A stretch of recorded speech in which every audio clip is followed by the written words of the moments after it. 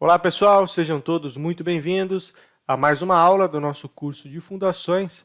Aqui quem fala com vocês é o engenheiro Felipe Rodrigues e na aula de hoje nós vamos falar um pouquinho sobre os tipos de fundações e as suas características. Nós vamos falar dessas fundações de acordo com a NBR 6122 de 2010, que é a NBR, a norma que trata de fundações, que inclusive foi onde esse curso foi baseado.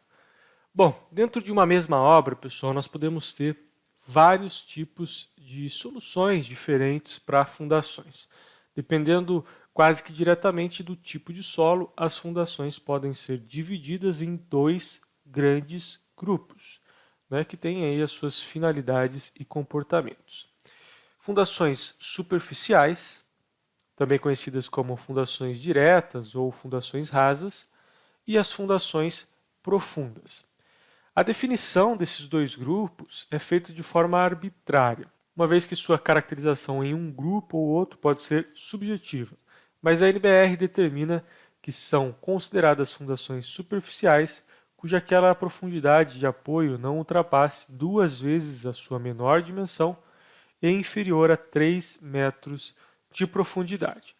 Consequentemente, as fundações profundas seguem o inverso dessa regra, ou seja, para ser considerada uma fundação profunda, ela tem que ter mais do que 3 metros de profundidade, ou 2 vezes a sua menor dimensão. Então, seguindo essas regras da 6122, nós podemos dividir em fundações superficiais a fundação do tipo bloco, que é um elemento de concreto não armado, que tem as suas tensões aplicadas sobre ele, todas absorvidas pelo próprio concreto.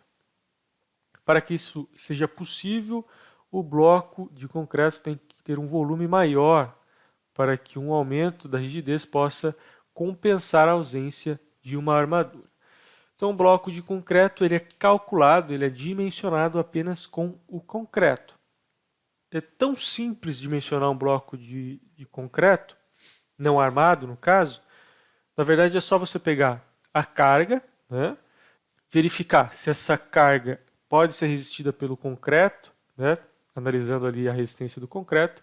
Por exemplo, um concreto de 20 MPa, ele vai resistir a 200 kg por centímetro quadrado. Então, se você tem ali uma carga X, é só dividir pela área do bloco, aplicar logicamente o coeficiente de segurança da carga e tudo mais, e aí você consegue dimensionar esse bloco. Se esse bloco tiver uma inércia suficiente para resistir às tensões oriundas da superestrutura, você não precisa dimensionar uma armadura complementar.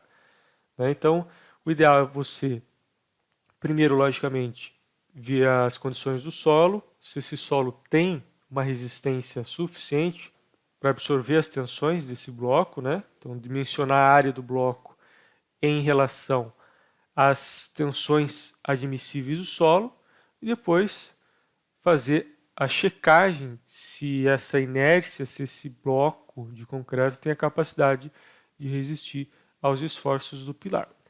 Porém, esse é um tipo de fundação, um tipo de elemento de fundação não muito usado, até porque os pilares são armados, então a gente tem que chegar com o pilar e, em geral, a gente costuma amarrar a armadura do pilar com a armadura da fundação. E quando o bloco não tem fundação, muitas vezes até os profissionais da área, pedreiros, empreiteiros, acabam ficando perdidos. Mas e a armadura? Então, em geral, esse tipo de fundação ela não é utilizada para quase nenhum tipo de obra, a não ser que seja uma obra de muito baixo custo, aí o pessoal acaba utilizando. Mas para a grande maioria das obras, esse tipo de bloco ele não é utilizado.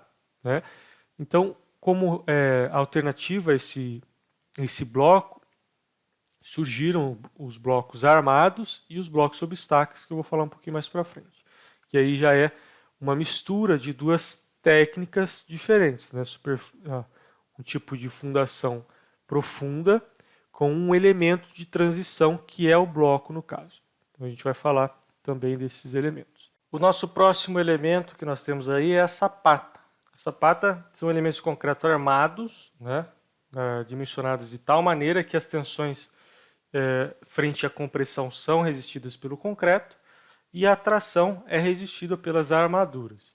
Este dimensionamento é feito, em geral, utilizando as técnicas de bielas e tirantes, assim como a gente faz lá nas armaduras transversais em vigas. As sapatas talvez sejam aí os elementos de fundações mais utilizados, né, principalmente para obras de pequeno porte, por conta da sua versatilidade, né? É muito versátil, é muito simples trabalhar com sapata, porque é um elemento relativamente pequeno, não precisa de equipamento de perfuração, nenhum equipamento mecânico, basicamente. É só uma mão de obra mais barata para se fazer esse tipo de serviço. E as armaduras também não costumam ser armaduras tão carregadas, né? Logicamente depende da carga, mas em geral são armaduras de bitolas mais finas, quando nós temos obras de pequeno porte principalmente. Obras de maior porte, onde eu tenho uma tração maior, principalmente se essa sapata for uma sapata flexível, né? Nós temos aí uma armadura um pouquinho mais carregada. Mas para sapatas rígidas, né, ou seja, onde eu tenho um corpo de inércia significativo, onde eu não vá ter tantos problemas com a flexão dessa sapata, eu tenho armaduras menos carregadas, digamos assim. A única coisa que tem que ser avaliada na sapata é a viabilidade, muitas vezes, quando a sapata é muito grande, né? Então tem uma equaçãozinha que eu utilizo lá, onde se tiver onde se a área das sapatas ocuparem mais de 50% da área total da minha edificação, não compensa utilizar sapatas. Aí a gente tem que partir para um outro tipo de fundação, ou até mesmo utilizar o radier, né? Porque o radier ele justamente entrou para substituir a sapata quando ela ultrapassa mais de 50% da área da edificação. Daí dentro das sapatas nós temos mais dois tipos, né? A sapata corrida, que é um tipo de sapata que recebe uma carga linear ou uma sequência de pilares, e também a sapata associada, muitas vezes confundida com a sapata corrida. A sapata associada, aquela que recebe mais de um pilar, e são executados muitas vezes quando não há espaço físico entre dois ou mais para a execução de uma sapata isolada. Mas diferente de uma sapata corrida, esses pilares não necessitam estar em uma mesma linha. Então a sapata associada ela pode receber pilares que não estejam alinhados, né? Então 3 pilares, por exemplo, em L, então isso é uma sapata associada, e a sapata corrida é uma sapata que ela vai receber ali uma linha de pilares ou uma parede estrutural, né? Mas ela tem que estar sempre em uma mesma linha. Também temos o radier, que eu já dei uma breve falada dele aí, que é um tipo de fundação superficial que recebe pilares, paredes de concreto ou alvenaria em cargas concentradas, linearmente distribuídas ou cargas superficiais. Nada mais é, pessoal, do que uma laje, só que apoiada diretamente no solo. O processo de dimensionamento do radier é extremamente complexo. Por quê? Porque nós temos que fazer a discretização dessa laje, dessa malha, em vários pontos, né? E aí analisar a tensão de formação para cada ponto desse em relação à tensão admissível do solo. Então o solo ele vai se deformar, consequentemente ele vai gerar uma tensão ali naquela laje, onde vai haver uma deformação, e através dessa deformação, para muitas vezes centenas, milhares de pontos, a gente tem que calcular uma armadura, né, para resistir a esses esforços. Então, é praticamente impraticável, né, se dimensionar um radier de forma manual. Inclusive, neste curso, o que nós vamos fazer?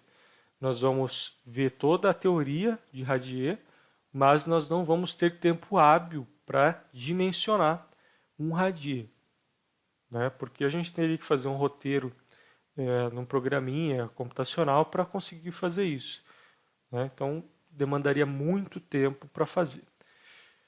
Então a gente vai passar apenas pela teoria para vocês entenderem como que funciona, mas o radier, logicamente, a gente não vai conseguir dimensionar de forma manual. Todos os outros elementos, né, sapata, bloco, subestaca, estaca, tubulão, a gente vai dimensionar de forma manual, com exemplos práticos para vocês entenderem. Também temos um tipo de fundação que é muito rara aqui, principalmente no Brasil, que é a fundação do tipo grelha. É um tipo de fundação muito incomum mesmo e é um conjunto de vigas que se cruzam de modo a receber a distribuição de cargas proveniente dos pilares. Então, é um tipo de radier de baixo custo, né? Onde nós temos ali um tablado. Esse tablado é composto por vigas que se cruzam e geralmente nesses cruzamentos nós temos um ponto de pilar. E essa grelha ela é incomum porque ela dá uma armadura muito carregada, né, para conseguir absorver esses momentos gerados pelos pilares e para distribuir essas tensões para o solo. E é muito complicado de fazer também. Né? Imagine você fazer esse tanto de caixaria aí, né, ou fazer a escavação dessas vigas, torna um trabalho muito difícil e muito demorado para executar. Por isso que ela não é tão utilizada, pelo menos aqui no Brasil. A gente não tem uma tecnologia boa o suficiente para utilizar esse tipo de fundação. E que eu saiba também, em outros países não é tão comum a utilização desse tipo de fundação, certo? Então essas são as fundações superficiais: bloco, sapata, sapata corrida, sapata associada, radier e grelha. E aí nós entramos no grupo das fundações profundas, começando aí com a primeira delas, que é a fundação do tipo estaca. Um tipo de fundação que utiliza de atrito lateral e resistência de ponta para resistir aos esforços. Uma espécie de pilar confinado sob o solo. Pode ser executado com equipamentos de perfuração, quando executadas em loco, contrado manual ou mecânico, como também ser cravada para os casos das estacas pré-fabricadas. Então as estacas talvez aí sejam utilizadas para obras de maior porte, de médio, grande porte, apesar de hoje em dia também ser bastante utilizado em obras de pequeno porte, mas aí são estacas de menores profundidades. A estaca é um elemento de fundação que tem aí como principal objetivo a distribuição de tensões na profundidade do perfil de solo.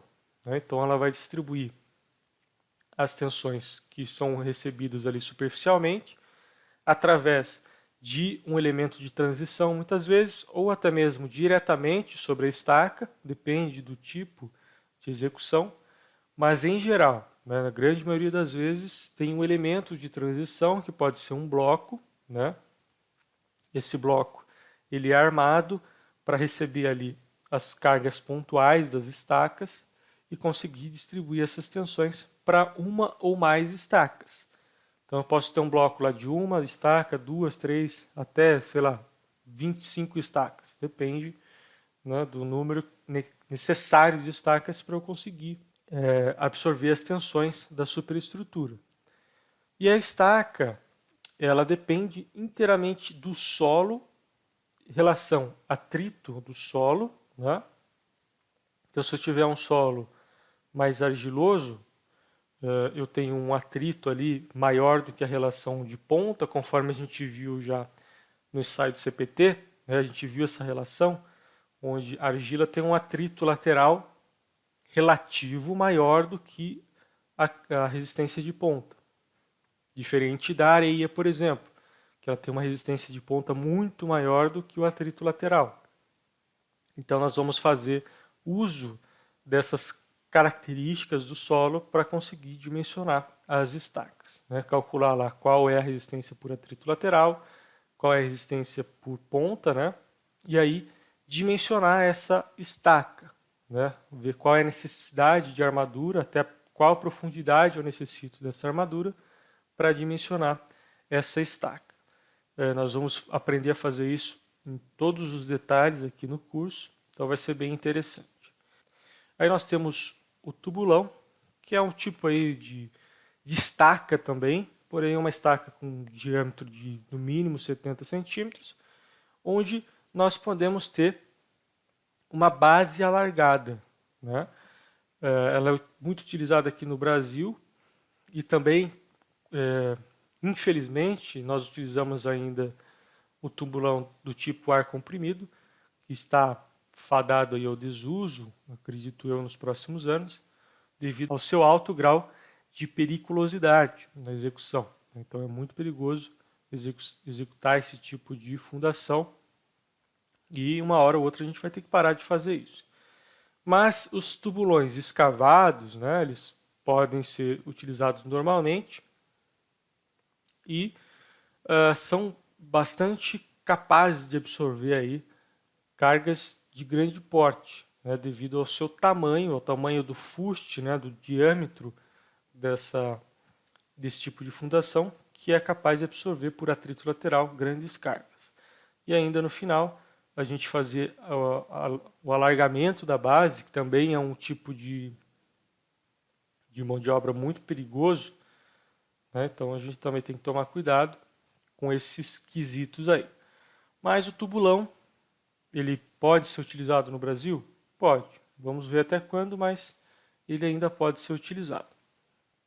E como último elemento de fundação, simples, né, no caso, nós temos o caixão, que é um tipo de fundação profunda, né, do tipo prisma, de concreto, na superfície escavado internamente. Esse tipo de fundação não tem nenhum tipo de citação na NBR 6122, e dessa forma a gente não vai falar aqui nesse curso também. Mas é um tipo de estrutura utilizada, por exemplo, para pavimentos garagem, né, onde é feito esse tipo de fundação, o que vai receber as tensões oriundas da superestrutura de uma edificação acima e também, ao mesmo tempo, vai fazer a estrutura de contenção desse pavimento garagem, por exemplo. Então, é um tipo de fundação não muito utilizado, mas que tem aí as suas aplicações. E aí nós temos os elementos de fundação mistas, né? Que em alguns casos é comum usar uma composição de duas ou mais técnicas diferentes de fundação, de modo a transformar em um tipo híbrido de estrutura. Dentre esses casos, a gente pode encontrar o bloco sobre estacas, né, que eu já falei dele um pouquinho aqui, que é um bloco que faz a interface entre o pilar e a estaca, considerado como um elemento de transição entre os elementos da superestrutura e da fundação. Esses elementos são armados em geral, pois dependendo das suas dimensões podem receber cargas pontuais, causando um efeito de flexão no bloco. E também temos o radier estaqueado, né, que é uma solução composta de um radier sobre estacas pré-moldadas ou estacas executadas em loco. Essa técnica tem a finalidade de utilizar o máximo da capacidade do solo, pois utiliza, além das tensões admissíveis superficiais, aproveita das resistências em um perfil mais profundo de solo. Em geral, utilizado em edificações de grande porte ou em solos de resistência substancialmente baixas, com argilas marinhas e em regiões costeiras. Esse tipo de fundação aumenta significativamente a estabilidade do edifício de grandes alturas, pois é possível trabalhar com as estacas tracionadas, desde que dimensionadas para tal finalidade.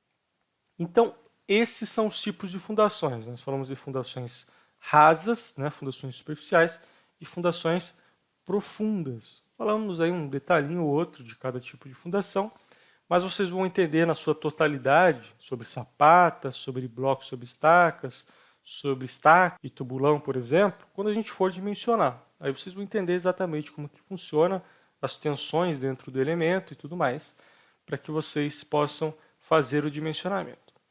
Antes da gente encerrar essa aula, vamos falar um pouquinho sobre alguns termos que são utilizados na disciplina de fundações, né? Esses termos são termos gerais, né? Termos genéricos, digamos assim, que você vai encontrar em qualquer obra de fundação, em qualquer literatura que fala sobre fundação. Esses termos são, por exemplo, cota de arrasamento. O que é a cota de arrasamento? É o nível em que se deve deixar o topo da estaca ou fuste do tubulão, demolindo o que for excesso. Ou completando, né? Se estiver faltando, você completa. Deve ser definido de modo a deixar que a estaca e a sua armadura penetrem no bloco com um comprimento que garanta a perfeita ligação, como as transferências de esforços do bloco para a estaca. Então essa cota de arrasamento é muito importante que seja definido ainda em projeto, né, na hora de fazer a execução da estaca. Muitas vezes acaba sobrando um pouquinho, né, porque é executado todas as estacas primeiro, antes de se fazer o bloco, né, a escavação do bloco ou a forma do bloco. E aí essa transição da estaca para o bloco é um nível, né, a cota de arrasamento. Então tem que deixar ali um comprimento suficiente para que a estaca possa transferir, né, ou possa receber esses esforços oriundos aí do pilar. O próximo termo muito comum é a nega. A nega é a penetração permanente de uma estaca causada pela aplicação de um golpe do martelo. Em geral é medida por série de 10 golpes. Deve ser acompanhado do peso do martelo e a altura da queda ou energia de cravação. Então essa nega é um parâmetro utilizado aí para, por exemplo, saber qual é o ponto de parada da cravação de uma estaca, né? Então, dependendo ali da profundidade que ela é cravada com o número de golpes, assim como acontece lá no SPT, nós temos um procedimento de encerramento da cravação, né? Porque vai chegar uma hora que a estaca não vai mais cravar com a energia que eu estou aplicando nela. Então, como eu não consigo aumentar a energia, eu vou simplesmente parar de cravar a estaca. E aí, esse é o ponto de nega. Junto com a nega, nós também temos o repique, que é a parcela elástica do deslocamento máximo de uma seção da estaca decorrente da aplicação de um golpe do martelo. Então, quando nós estamos cravando uma estaca, e o solo, vocês sabem que ele tem um comportamento parecido ali com o comportamento elástico. Então, quando você bate na estaca, tem o que é chamado de repique, né? Esse repique é a perda de energia que foi aplicada na estaca. Então, a estaca ela não sofreu a penetração, tá? Então ela não foi penetrada e houve uma perda de energia devido ao efeito elástico do solo e ao efeito elástico do concreto também, né? Então ela repique, né? O que é o repique? Ele pulou, ele voltou o martelo. Então essa foi uma perda de energia que ocorreu devido à não cravação dessa estaca. Pressão ou tensão admissível de uma fundação superficial é um termo bastante utilizado também, que é a tensão aplicada por uma fundação superficial ao terreno, provocando aí apenas recalques para a construção poder suportar sem inconvenientes e oferecendo simultaneamente segurança satisfatória contra a ruptura ou o escoamento do solo ou elemento estrutural de fundação.